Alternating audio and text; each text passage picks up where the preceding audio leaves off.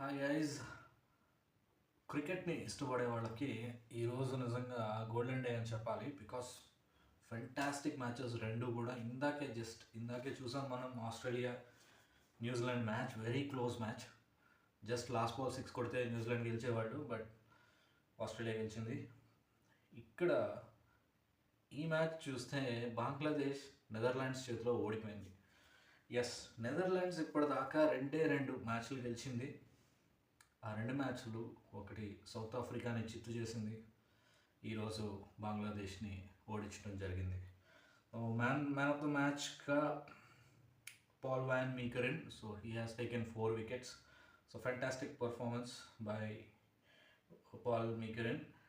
So Shakib Al Hasan, Bangladesh captain, ఓడిపోయిన తర్వాత తను ఏమన్నాడంటే, నెదర్లాండ్స్ని 160, 180కి మేము రెస్ట్రిక్ట్ చేస్తుంటే చాలా బాగుండేది. 229 కొట్టించడం అంటే 229 కొట్టిన తర్వాత మేము బౌలింగ్ బాగా చేసాం అని అనుకున్నాను, కానీ కరెక్ట్ కాదనిపించింది. 160, 180కే ఆల్అౌట్ చేసి ఉండాల్సింది అని చెప్పి అన్నాడు.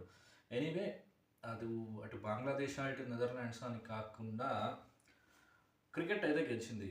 ఈరోజు 2 మ్యాచెస్ కూడా చాలా అద్భుతంగా ఉంది. క్రికెట్ లవర్స్కి ఫీస్ట్ అనే చెప్పాలన్నమాట.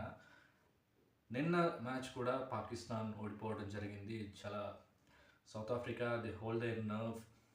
మనం చూసాం కేశవ్ మహారాజ్ లాస్ట్ బాల్ 4 కొట్టి మ్యాచ్ని గెలిపించడం జరిగింది. ఒక్క వికెట్ మిగిలి ఉండగా ఆ వికెట్ పడిపోయి ఉంటే పాకిస్తాన్ గెలిచేది, బట్ కేశవ్ 4 కొట్టి south Africa he made sure that south Africa one the match. So నిన్న ఈరోజు వెరీ గుడ్ మ్యాచెస్. సో రేపు ఇండియా వర్సెస్ ఇంగ్లాండ్ని ఇప్పటి వరకు నేను ఎప్పుడు పాయింట్స్ టేబుల్లో లాస్ట్లో ఎప్పుడు చూడలేదు. సో ఇప్పుడైతే 5 మ్యాచెస్ ఆడితే ఒక్క మ్యాచ్ గెలిచింది. వాళ్ళకి 2 పాయింట్స్ ఉన్నాయి. రన్ రేట్ కూడా -1.6 ఉంది. బంగ్లాదేశ్ కన్నా, ఈరోజు ఓడిపోయిన బంగ్లాదేశ్ కన్నా తక్కువ రన్ రేట్ ఇంగ్లాండ్కి ఉండడం నిజంగా బాధాకరం. రేపు మన ఇండియా చేతిలో ఇంగ్లాండ్ ఓడిపోతే still it will continue in the last place in the table.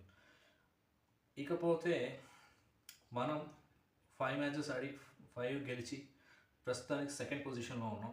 రేపు గెలిస్తే 6 ఆడి 6 గెలిచి 12 పాయింట్స్తో టేబుల్ని టాప్ చేస్తాం అన్నమాట.